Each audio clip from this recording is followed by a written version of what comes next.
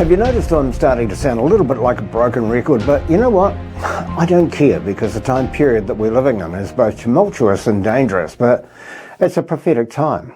Now, I'm not one for gilding the lily, but rather telling you how it is, and I make no apologies, but today's message is perhaps just a little bit longer, but it's one you need to hear. So let me start by saying now is not the time for resting. Now is not the time to be complacent, and now is not the time to remain ignorant about what is happening today and what will happen tomorrow. You know, Jesus said in Matthew 6:34, he said, we shouldn't worry about tomorrow, for tomorrow will worry about itself, but each day has enough troubles of its own. You know, that's true, but today's troubles are tomorrow's nightmare. We're living in urgent times, a time when we should be being vigilant to the times in which we live. Hello, I'm Mike Bain from Christian Voice New Zealand, and as always, we're looking at today's culture through the lens of the Bible, and what we've been watching for some time has been the same thing that you have, but I'm kind of surprised that so many of the population just remain contented in their own little world. I'm going to get straight to the point. When the civil defence man knocks on your door and says it's time to go, you say, what disaster? You don't see it because the ignorant ones amongst you, well, you know better, and you stay, but you'll expect the rescue teams to put their lives on the line to come rescue you. So complacency can be a real threat, particularly when it comes to staying vigilant and being prepared for what you believe are prophetic times. It's important to remain watchful and engaged, both in your faith and in understanding of current events. Now, recently, I've been speaking a lot about the importance of September's United Nations Summit for the Future and the implications that the Pact for the Future, which will be signed by the member nations, and the impact it will have on all our lives. Remember, Jesus has told his followers to remain alert, stay awake, observe, and when you see the signs, know that the Son of Man is close. That's the day that we're all looking forward to, right? In Matthew 24, he mentioned, though, that distressful times would befall the world as a sign of things to come. And this is part of the reason that I'm upfront about the current situation, as I watch a convergence of prophecy happening right now. Today it's happening. Jesus said in Matthew 24:21, there'll be great distress, unequaled from the beginning of the world until now, and never to be equaled again. Further down in verse 34, as it was in the days of Noah, he said, so it will be the coming of the Son of Man. For in the days before the flood, people were eating and drinking. They were getting married and giving in marriage, up to the day that Noah entered the ark, and they knew nothing about what would happen until the flood came and took them all away. Now, I'm just going to stop there for a moment and just say, did they know nothing? I mean, so here was a guy building an ark, the Bible tells us that he not only built the ark, but he spoke to people. They preached to people about what was coming, and they stood there and they said, rain? I don't know anything about rain. Carrying on. But that's how it will be at the coming of the Son of Man. Now, we're running on God's timetable. No one knows the hour, not even the Son of Man. But if you don't open your eyes to what is really happening, then you're going to be like those people in Noah's day and caught unawares. Jesus spoke of a householder remaining awake to be alert of the actions of an opportunist who basically, realistically, won't be sending you a text message to say he's popping around on Tuesday night to rob your house. No, he's going to arrive when you don't know that he's coming. So it is with the return of the Son of Man. And you know what? As householders, we take precautions because we don't want to be without our big screen TV when the All Blacks play South Africa. Now, come on. So what do? We lock up our houses. We remain ignorant to those who want to take away what you have, your family, your freedom, and maybe your life. The Bible uses the word woe a lot. So let me say woe to you if you remain ignorant to what is happening. I mentioned the United Nations, which is aided and abetted by other organisations to change the landscape of government, sovereignty and humanity. Now, they're in cahoots with the UN, is another well-funded organisation you've probably heard about, but have remained ignorant as to what they are planning. And here's the thing. Their plans aren't secret. They're not done behind closed doors, but out in the open for all to see. In fact, they're quite arrogant, and they boast about what it is that they're achieving because of their years of planning. That organisation is this one. It's the World Economic Forum, which has been for decades been permitted to wreak havoc on the world without repercussions. Now, Klaus Schwab, who's the chairman and his forum, they've been proclaiming how they'll change the lives of the masses for years, but despite being open about it, we hear with our ears, but we fail to engage our thinking matter, and say, hang on. Conspiracy theorists, you probably thought. But they told us we'll eat bugs to be more environmentally sensitive. They've told us we'll own nothing and be happy about it. They've been warning of their sinister plans for some time, and we've ignored them. And while we've taken no notice, the WEF has infiltrated governments and altered the left side of politics in every single Western Union. You know, it was just a week ago, US economist Martin Armstrong, in an ominous article posted on the alternative news website activistpost.com, quoted a warning from the WEF chairman Klaus Schwab that the world must prepare, are you ready for this? They must prepare for an era of shock events in the near future. The forum stated years ago that one of its goals was to remove America's title as being a global superpower. The WEF warned since the COVID pandemic ceased, the reality is that we haven't had enduring global leadership on much, and it's hard to imagine that changing soon, really.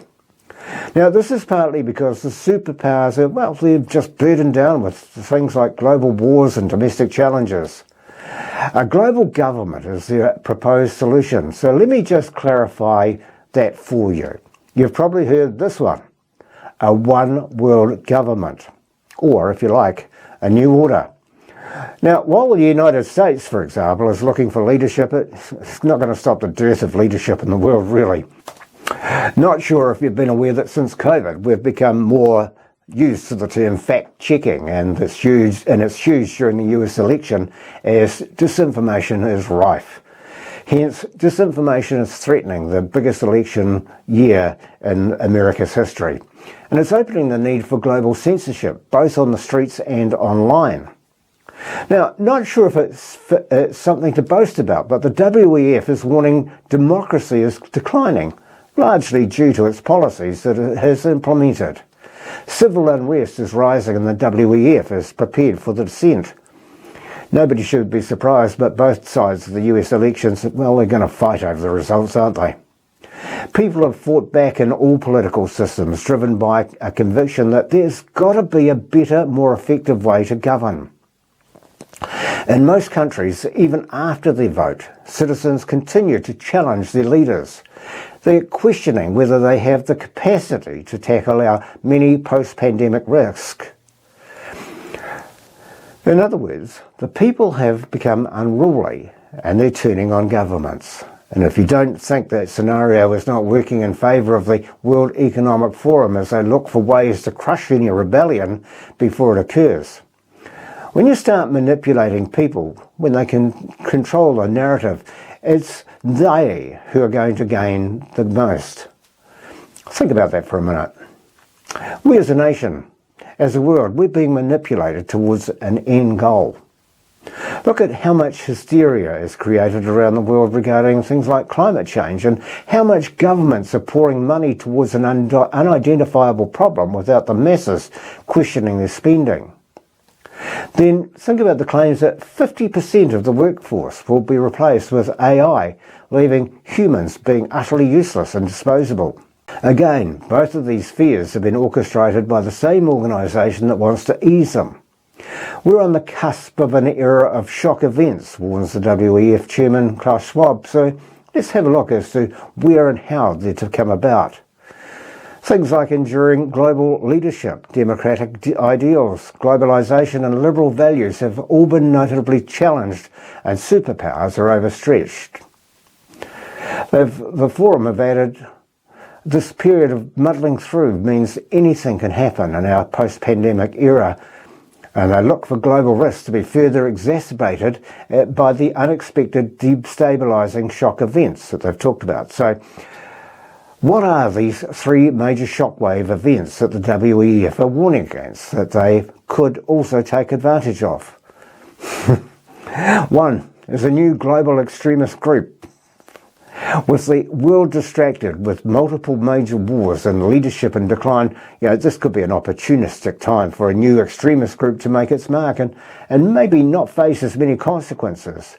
Perhaps it'll even leverage AI tools to kick off a new phase of terrorism. Number two, a cyber pandemic, one that's intentional.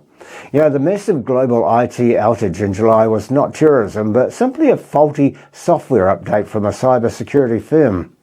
And yet it cost companies around the world, well, particularly in America, $5.4 billion in damages to shut down things like flights, banks, hospitals, retailers, and other services worldwide. Imagine if a bad actor did this on purpose on an even grander scale. Number three, climate change. Maybe it claims its first island nation in the post-pandemic era. The COP28 plan to phase out fossil fuels may take decades, and it's unclear if the world leaders will follow through. What's more probable is that probably in the meantime, certain island nations will keep fighting their cause, whether it is through international law or new climate funds. But if these islands do succumb to climate change and sink a lot faster than we expect, how will climate activists and the world leaders react? A clear, identifiable tragic that can be blamed on climate change, forcing people to believe that the hysteria surrounding climate change is justifiable. So you've got to ask, what world leader can question climate change if or when an island nation is lost? Klaus Schwab's organisation is promising civil unrest, economic collapse, World War III, and the evaporation of a nation. They're going to use all these aforementioned fear tactics to drain the people of their power. The globalists are willing to batter the masses with a series of attacks that will act as a staunch warning that there's nowhere to run. The government will come in to save the day from the crisis that they create. But which government? Good question. A global government that is capable of assembling to control the entire human population. That's what sort of government. There it is, as much up-to-date information as I can give you. But are you ready to open your eyes? Talk to others about what is happening, about what is to come. I can only suggest, but maybe implore is a stronger word, to stay awake and look at where the world has planned, what the world has planned for you and your family. When it starts, there's no going back. Jesus said that these things must happen, and happen they are. As we enter this era of shock events, think about the content of this video. It's not about putting fear into your lives, but telling you as it is. But here's the question. Is a Bible-believing Christian wrong when they call you out from your contentment, bordering on complacency, when we speak about the time the world is yet to endure? We are not tin hat conspiracy theorists, just people who are concerned about your future. The Apostle Paul warned the Corinthians that he doesn't want people to remain ignorant about things.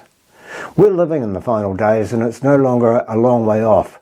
We're here today. It's a time when the world has to be darkened before the return of Jesus Christ to the earth, who's going to establish his kingdom here on earth. It'll be a time of anxiety for sure for the evildoers, but it's also a time to rejoice because the King written about in Revelation 19 will fulfill his promises. That's the time that Jesus will return. Hey, thanks for watching. I know it all sounds pretty dystopian, but can I encourage you to have a look at the Bible? Have a look at what God's Word is saying to you today. Have a look at the world around you. Talk to your friends. I've always mentioned this, give church another go. Okay? Bless you, have a good week.